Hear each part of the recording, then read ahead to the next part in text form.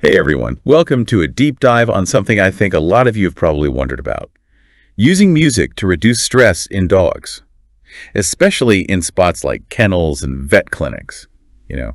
Places that can be a little overwhelming for our furry friends. It's incredible what we're learning about how dogs experience the world through sound. And, you've sent over some really interesting research for us to dig into, articles from veterinary journals and even some work by Janet Marlowe, Oh yeah, Janet a Marlowe. leading expert in animal acoustics. Yep. Even Temple Grandin recommends her work. Exactly. We're talking top-notch stuff. Right. And our mission here is to break it all down for you. See what practical takeaways we can find, and maybe uncover some surprises along the way. Yeah. And we always hear about playing classical music for dogs. Right. But is that really the best choice for them?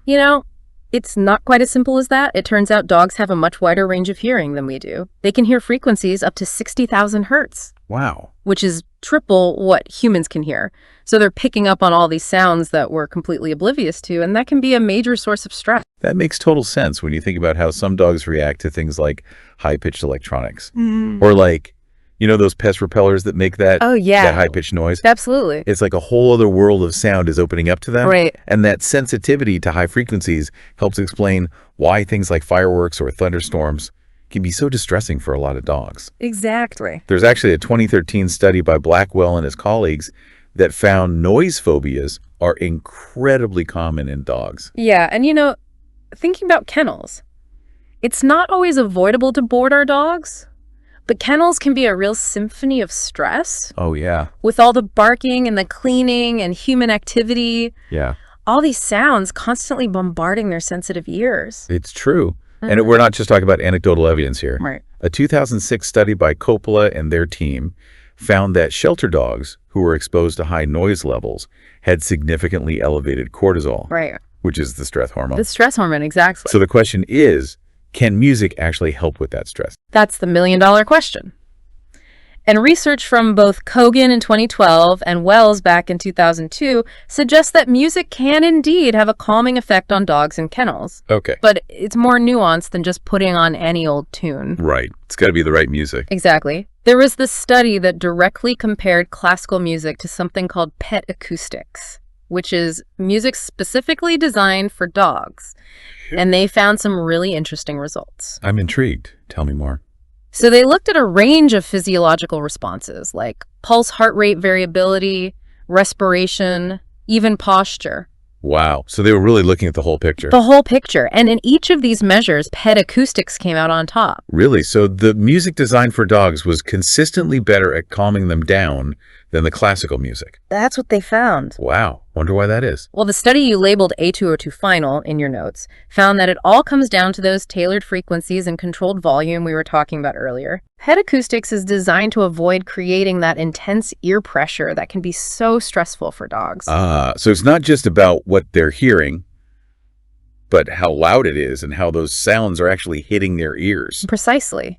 They even found that some selections of classical music can reach over 90 decibels. Really? Which is way too loud for canine comfort. I would never have thought of that. I just assumed all classical music was soothing and gentle. It's not always the case, and those fluctuations in volume in classical music might actually be contributing to stress rather than alleviating it. That's a really good point. What we find calming might be totally different for our dogs. Exactly. We have to remember that they're experiencing sound in a completely different way than we are. Now, a lot of these studies focus on observing a dog's behavior to figure out if the music is working.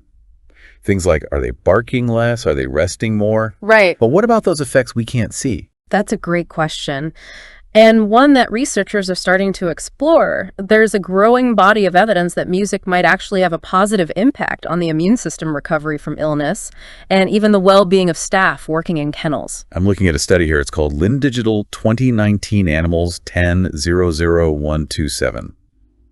And it mentions some pretty amazing findings, like music boosting the immune response in rodents and even affecting milk production in cows. It really makes you wonder about the full potential of music to positively impact all sorts of animals, not just dogs. That's amazing. All right, so we've talked about kennels, but what about those dreaded vet visits? Yes. That's a whole other level of stress for most dogs. Absolutely. Even the calmest dog can get a little freaked out at the vet. It's all those unfamiliar smells and sounds. Yeah. And of course, the anticipation of what might happen. So does music have a role to play in that environment? Well, researchers are definitely looking into that, and there's some really interesting work being done. Okay, I'm all ears. A 2022 study by King and his colleagues tried a very interesting approach. They used specially composed music designed to match the average heart rate of certain dog breeds. So they're trying to like sync the dog's internal rhythm with the music? Exactly. The idea was to use music to regulate their physiological response. It's based on this concept called entrainment. Entrainment. Which has shown some promise in human studies. Interesting. So how did it work with the dogs?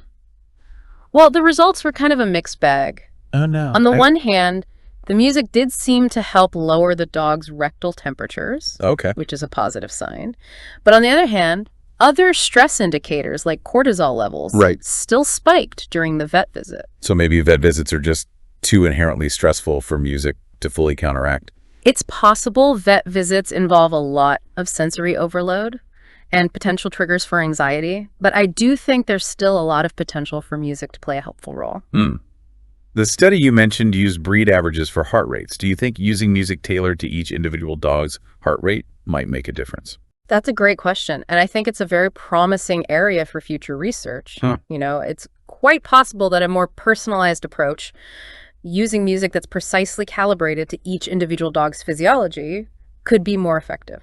Yeah, that makes sense. It's like the difference between listening to a generic relaxation track versus something composed specifically for you. Exactly. And each dog, just like each human, is going to have unique sensitivities and responses. So what might be calming for one dog could be completely ineffective or even agitating for another. So what's the takeaway for all the dog owners listening? Should we be playing Beethoven for our pups 24/7? Well, while I'm a big fan of Beethoven, I wouldn't necessarily recommend a constant barrage of classical music, but based on what we've learned, incorporating some calming music into your dog's environment, especially if they're noise sensitive, could be beneficial. I like that. It's all about creating a more peaceful and harmonious environment for them. Exactly. And here's something I find particularly intriguing. The research suggests that giving dogs choices when it comes to music might be key. Choices. What do you mean by that? Well, imagine if you had a variety of different genres available and you let your dog choose what they wanted to listen to, Oh, wow. or even giving them the option to turn the music on or off. What if we let them tell us what they prefer? That's fascinating. It'd be like having a doggy jukebox. Not quite a jukebox, but you get the idea. I think we could learn so much from observing their preferences. Do they gravitate towards certain genres? Do they prefer silence at certain times of day? It's like tapping into their inner musical world. Exactly. And who knows? We might be surprised by what we discover. So to sum it up, we've busted the myth that all dogs love classical music. Right. And we've explored the idea that music tailored to their unique hearing, like pet acoustics, Yes. can be really effective at reducing stress, especially in kennels. Absolutely. And while vet visits are still a challenge, the research shows some promise for using music to help ease that anxiety, especially with more personalized approaches in the future. Right. But I think the biggest takeaway is that music is a powerful tool for connecting with our dogs and enriching their lives. I couldn't have said it better myself. And it all starts with paying attention, observing their reactions, and really tuning in to their individual needs. Beautifully said. It's all about understanding their world and creating an environment that's truly harmonious for them. You know, it's really amazing how much we can learn just by taking the time to observe our dogs and really try to understand what they're telling us. Absolutely. I think we often underestimate their ability to communicate with us if we just learn to listen, not just with our ears, but, you know, with our hearts as well. I love that. Right.